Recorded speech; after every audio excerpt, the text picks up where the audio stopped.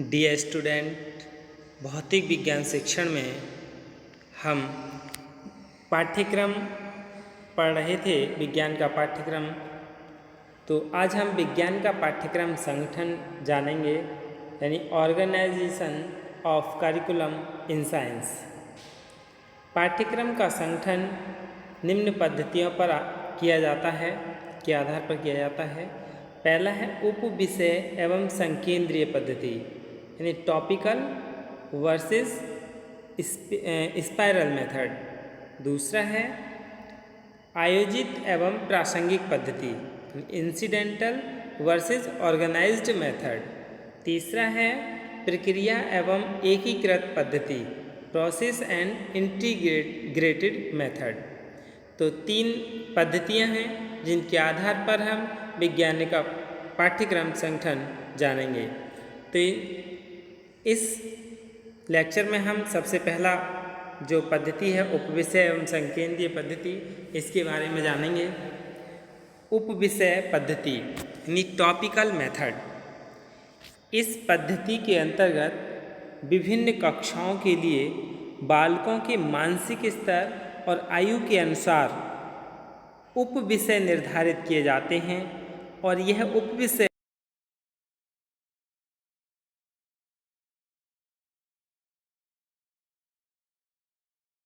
की उपविषय या प्रकरण विधि वह विधि है जिसमें किसी विषय के एक प्रकरण टॉपिक विशेष को जिस कक्षा में आरंभ किया जाता है उसे पूर्ण रूप से उसी कक्षा में समाप्त कर दिया जाता है।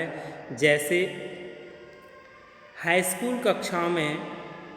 की कक्षाओं में यदि संख्या पद्धति यानी नंबर सिस्टम, गुणनखंड यानी फैक्टर्स और बैंक जमा पूंजी एवं किस्तों में भुगतान यानी bank deposits and payment in instalments नामक प्रकरण प्रारंभ किए गए हैं, तो इन प्रकरणों से संबंधित सभी प्रकार की सरल एवं जटिलतम समस्याओं का ज्ञान हाई स्कूल में ही पूर्ण करा दिए जाते हैं।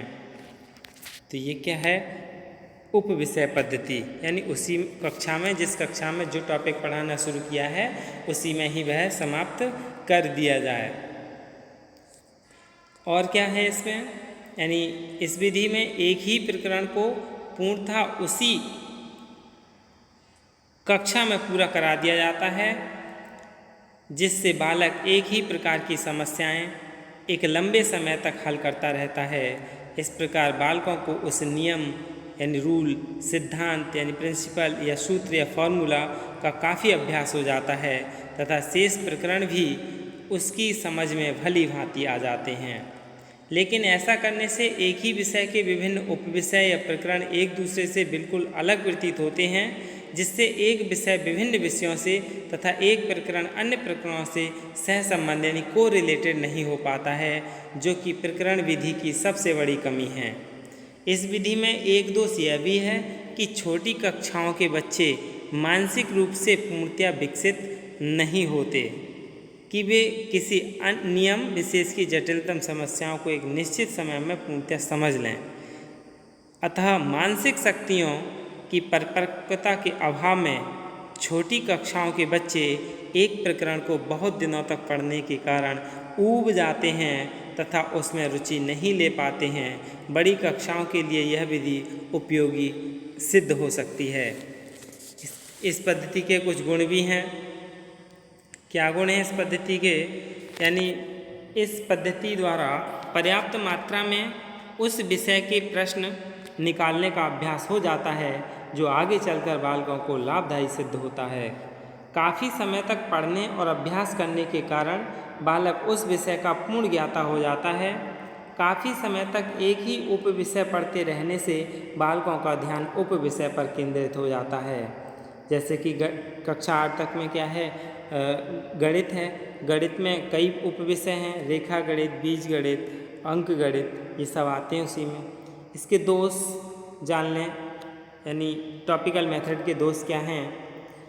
इस पद्धति यानी बहुत समय तक एक ही विषय के प्रश्न निकालते बालक उस उप विषय के प्रति अपनी रुचि खो बैठता है और विषय अरुचिपूर्ण हो जाता है। उस उपविषय के प्रश्नों में विभिन्नता न होने के कारण बालक एक ही प्रकार के प्रश्नों को केवल मशीन की तरह ही निकालते रहते हैं। इस पद्धति में सहसंबंध से प्राप्त होने वाले लाभ विद्यार्थियों को नहीं मिल पाते, क्योंकि इस पद्धति के अनुसार एक विषय में केवल एक ही उपविषय पढ़ाया जाता है।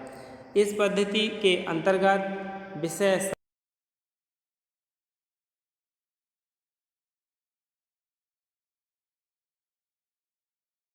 में समाप्त कर दिए जाते हैं। यह पद्धति विशेषकर छोटी कक्षाओं के लिए उपयोगी सिद्ध नहीं होती, क्योंकि बालकों का मानसिक स्तर ऊंचा नहीं होता है कि वे प्रत्येक उपविषय के कठिन प्रश्नों को भी उसी कक्षा में हल कर सकें।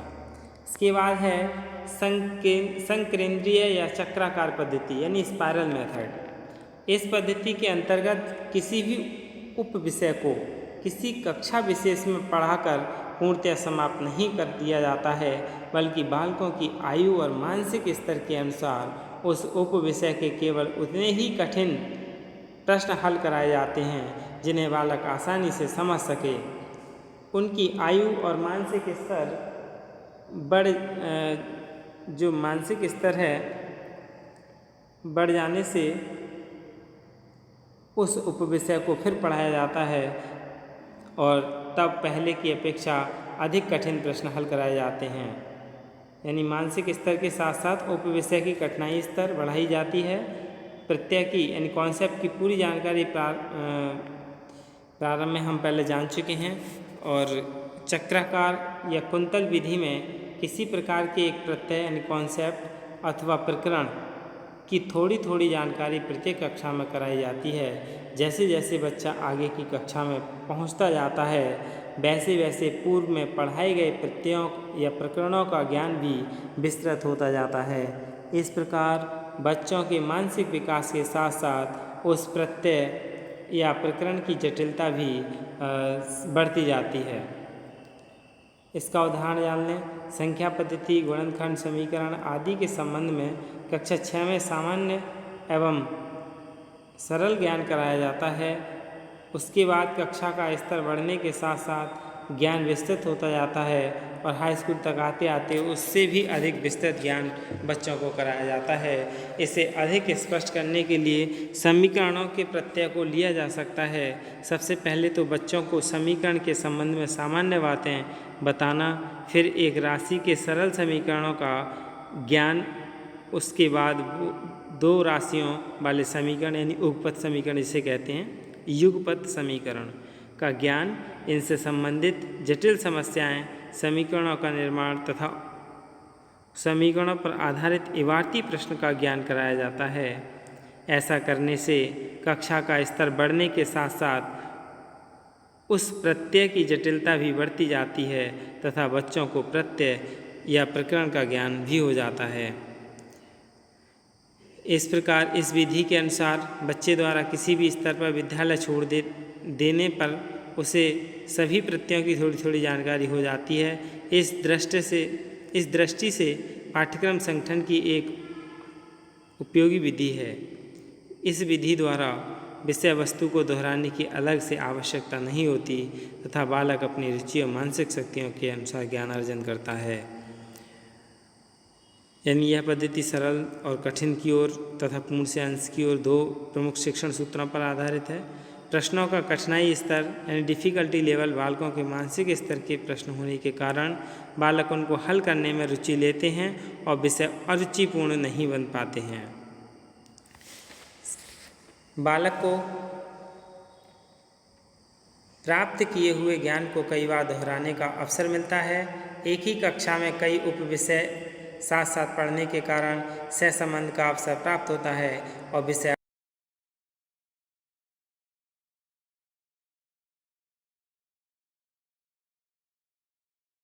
उसे विज्ञान की सभी बातों की जानकारी प्राप्त हो जाती है।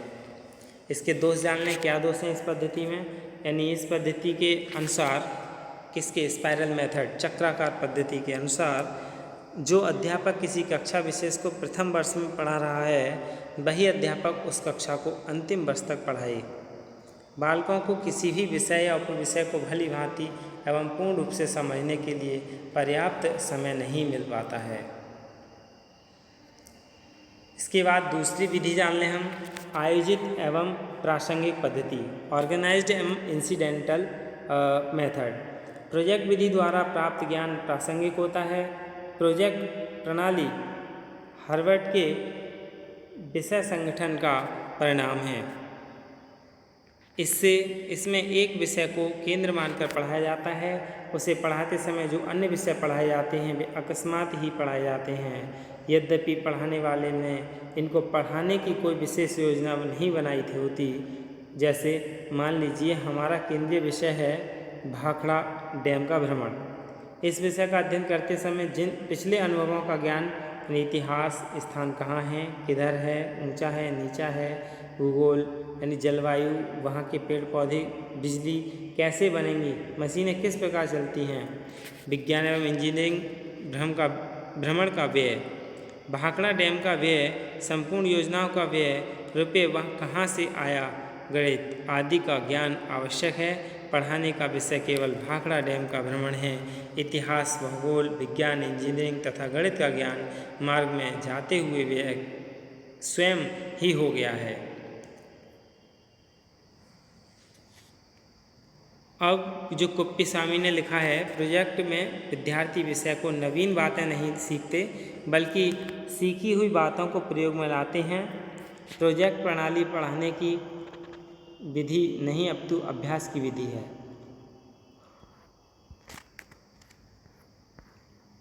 पाठ्यक्रम बनाते समय इस बात का भी ध्यान रखना चाहिए कि कोई विषय न्यून न रह जाए।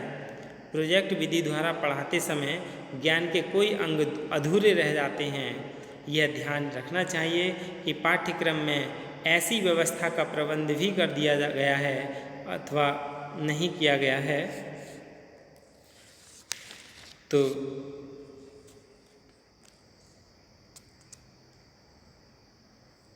इसमें क्या है, यही क्या है, आयोजित एवं प्रासंगिक पद्धति हैं। धन्यवाद।